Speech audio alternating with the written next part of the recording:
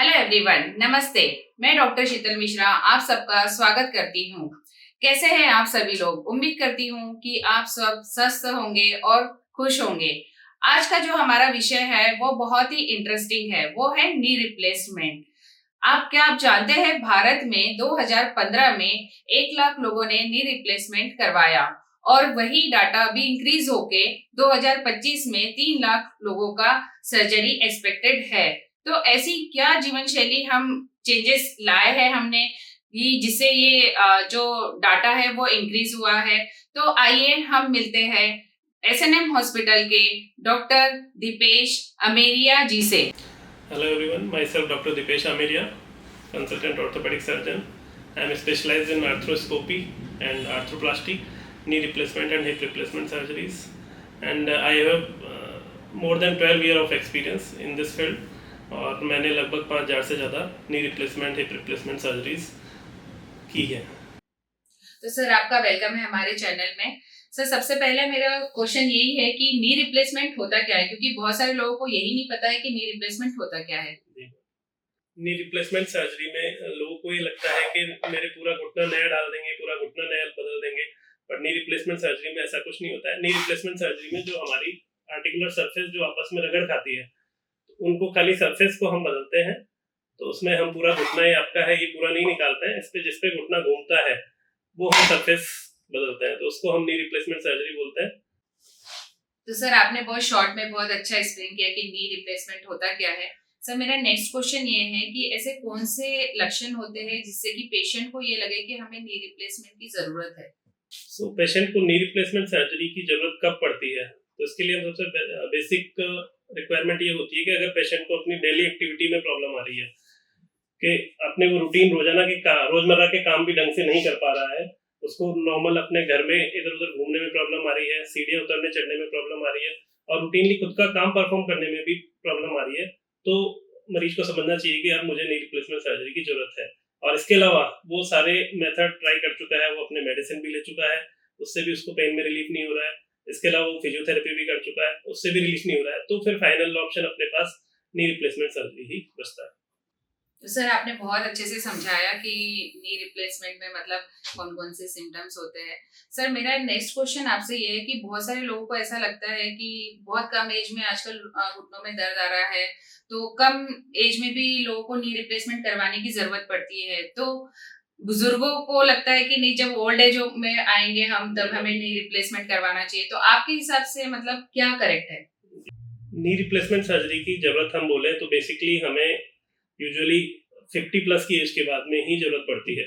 उससे कम अगर एज में घुटने में दर्द है, कोई चलने में दिक्कत आ रही है, तो उसके और भी कारण हो सकते हैं कि जरूरी नहीं है कि हमें घुटने घिसने की वजह से, खराब होने की वजह से ही हमें पेन हो रहा है। उसके लिए घुटने के अंदर गद्दी होती है, उसकी चोट हो सकती है, लिगामेंट की चोट हो सकती है, या कई बार अपनी routine day to day life आजकल ऐसी हो गई कि अपने एक्सरसाइज की डेफिशिएंसी होती है, एक्सरसाइज नहीं करते हैं लोग। इसके अलावा डाइट ऐसी हो गई कि कैल्शियम की डेफिशिएंसी रहती है, विटामिन डी की डेफिशिएंसी रहती है। तो अगर इनकी कमी पूरी करते हैं तो यंग एज में आई डोंट थिंक कि हमें कभी जरूरत पड़ती है नी रिप्लेसमेंट की। लगभग 45 to 50 के बाद ही हमें जरूरत पड़ती है। यंग एज में एक ही इंडिकेशन बनता है कि अगर किसी के घुटने में कोई चोट लगने की वजह से, एक्सीडेंट की वजह से घुटना डैमेज हो गया है, तो उनको फिर नी रिप्लेसमेंट सर्जरी की जरूरत पड़ सकती है। अदरवाइज यूजुअली 45 प्लस के बाद में ही हमें नी रिप्लेसमेंट सर्जरी की जरूरत पड़ती है।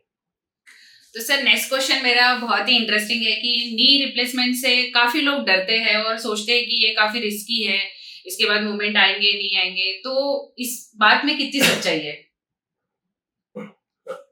नी रिप्लेसमेंट सर्जरी सबसे पहली बात तो कि रिस्की कितनी है, तो अगर सही सेटअप पे, सही जगह से और सही एनवायरनमेंट में की जाए तो नी रिप्लेसमेंट सर्जरी में उतना ही रिस्क है जितना बाकी नॉर्मल सर्जरीज में होता है। नी रिप्लेसमेंट में कोई एक्स्ट्रा रिस्क अपने लिए नहीं बढ़ जाता है। और इसके अलावा नी रिप्लेसमेंट सर्जरी हम ओनली स्पाइनल एनेस्थीसिया में करते हैं, तो आपकी पूरी बॉडी बेहोश नहीं करते हैं, खाली कमर के नीचे का हिस्सा सुन्न होता है, तो मरीज होश में रहता है, हम बातचीत करते रहते हैं उससे। तो ये तो बहुत ज्यादा मिथ है कि नी रिप्लेसमेंट सर्जरी में बहुत ज्यादा रिस्क है। ऐसा कोई एक्स्ट्रा रिस्क नहीं है। नॉर्मल सर्जरीज में जितना रिस्क होता है उतना ही रिस्क नी रिप्लेसमेंट सर्जरी में होता है। सो सर नी रिप्लेसमेंट करवाने के बाद में कितना समय लगता है पेशेंट को पूरा ठीक होने में, और प्रॉपर तरीके से वॉक और स्टेयर्स चढ़ना उतरना ये सब करने के लिए कितना समय लगता है? नी रिप्लेसमेंट सर्जरी के बाद में आजकल टेक्निक बहुत एडवांस हो गई है। सो आज हमने सर्जरी की है तो मरीज को हम नेक्स्ट डे मॉर्निंग से ही वॉक करना स्टार्ट करवा देते हैं। सेकंड डे पे उसको सीढ़ियाँ उतरना चढ़ना स्टार्ट करवा देते हैं और कोई बेड रेस्ट की जरूरत नहीं पड़ती है। वो अपने आप से अपने लैट्रिन बाथरूम जा सकता है और अपने पूरे घर में, या जैसे हॉस्पिटल में हम पूरे घर में हॉस्पिटल में चक्कर लगवाते हैं। सो बेसिकली 2 डेज में ही मरीज अपने पैरों पे चलने लगता है और सीढ़ियाँ उतरना चढ़ना भी स्टार्ट कर देता है। सो ऐसा कोई नहीं है कि आपको लंबा बेड रेस्ट करना पड़ेगा या आपको बेड पे ही रहना है, ये सब मिथ्या है। और आजकल बहुत एडवांस टेक्निक है, मरीज नेक्स्ट डे से ही चलना फिरना स्टार्ट हो जाता है। तो सर मैं ये आपसे जानना चाहूंगी कि नी रिप्लेसमेंट के बाद जनरली फिजियोथेरेपी जो होता है वो हमें कितने दिन के बाद में स्टार्ट करना चाहिए और वो कितने समय तक लेनी चाहिए? नी रिप्लेसमेंट सर्जरी के बाद में फिजियोथेरेपी की बात करें हम तो नेक्स्ट डे से ही फिजियोथेरेपी स्टार्ट हो जाती है। अब नी रिप्लेसमेंट सर्जरी के बाद में फिजियोथेरेपी की इंटेंसिटी जो है वो टाइम के साथ हम धीरे धीरे बढ़ाते हैं। तो इनिशियली 1-2 डेज में नी की हम सरफेस बदल देते हैं अपने घुटने पे। तो घुटना जिस पे घूमता है अपना वो सरफेस अब चेंज हो गई है, तो मरीज को पेन नहीं होता है। तो इसलिए उसका घुटना मोड़ना जो है हम नेक्स्ट डे से स्टार्ट कर देते हैं, नी बेंडिंग। और इसके अलावा फिर धीरे धीरे इसकी इंटेंसिटी बढ़ाते हैं। और फिजियोथेरेपी की जरूरत जो हमें होती है लगभग 1 मंथ तक के लिए डेफिनेटली फिजियोथेरेपी की जरूरत होती है। और आपको जो बेसिक एक्सरसाइज जो हम बताते हैं वो आपको अगले 3 मंथ्स तक करनी पड़ती है, जिससे कि आपकी मसल्स की स्ट्रेंथ अच्छी हो और आपको प्रॉपर वॉकिंग में और उसमें कोई इशू नहीं आए। सर ये नी रिप्लेसमेंट जो सर्जरी है ये हमेशा ही सक्सेसफुल होती है या फिर समटाइम्स ये अनसक्सेसफुल भी होती है? नी रिप्लेसमेंट सर्जरी यूजुअली सक्सेसफुल रहती है, बट अगर हम लिटरेचर की बात करें तो लिटरेचर के अकॉर्डिंग लगभग 1.25% सर्जरीज में कुछ कॉम्प्लिकेशन होने के चांस रहते हैं। बट उनको भी प्रॉपरली टाइमली पता चल जाता है, तो टाइमली मैनेज हो तो यूजुअली कोई कॉम्प्लिकेशन होती नहीं है। बट लिटरेचर की बात करें तो यूजुअली 1.25% केसेस में कुछ रिस्क रहता है कि कुछ में घुटना जाम होने की समस्या हो सकती है, इन्फेक्शन की समस्या होती है और कई बार वॉकिंग में थोड़ा सा पेन रह सकता है। तो ये चीजें बहुत ही कम लोगों में होती है और कुछ ना कुछ इशू हो, किसी के शुगर हो या सर्जरी के दौरान कोई कॉम्प्लिकेशन हो तो इस चीजों का फर्क पड़ता है। तो उनको अगर टाइमली पता चल जाए तो उनको अच्छे से मैनेज किया जा सकता है। सर काफी लोगों के क्वेश्चन होते हैं कि नी रिप्लेसमेंट के बाद में चलना फिरना मुश्किल हो जाता है, तो इस बात में कितना सच है? नी रिप्लेसमेंट के बाद में चलने फिरने में यूजुअली कोई दिक्कत आती नहीं है। नी रिप्लेसमेंट हम करते ही उन्हीं का है जिनको चलने फिरने में दिक्कत हो रही है, जिनको दर्द है। तो नी रिप्लेसमेंट के बाद में तो समस्या का समाधान हो जाता है, ये नहीं कि आपको दिक्कत आएगी। तो ये सब मिथ्या है। नी रिप्लेसमेंट के बाद में आपकी लाइफ काफी इंप्रूव हो जाती है, क्वालिटी ऑफ लाइफ और आपका जो एक्टिविटी है वो भी आपकी काफी बढ़ जाती है। सर आजकल नी रिप्लेसमेंट के लिए रोबोटिक सर्जरी आई है, तो आप क्या सजेस्ट करेंगे कि रोबोटिक सर्जरी बेस्ट है या फिर नॉर्मल जो सर्जरी होती है वो बेस्ट है? सो हम बात करेंगे रोबोटिक नी रिप्लेसमेंट। तो आजकल रोबोटिक नी रिप्लेसमेंट का भी ट्रेंड बढ़ गया है।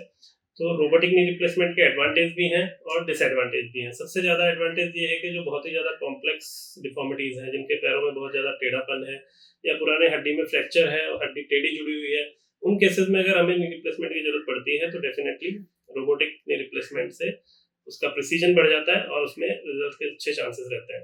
बट बेसिक बात यही कहना चाहूंगा कि सिंपल केसेस में जिनके ज्यादा प्रॉब्लम नहीं है, खाली पेन और हल्की डिफॉर्मिटी है, तो उनके लिए बेस्ट है कि normal conventional knee replacement surgery ही बेटर है। रोबोटिक नी रिप्लेसमेंट में टाइम बढ़ जाता है हमारा और एक्सपेंडिचर भी आपका महंगा हो जाता है।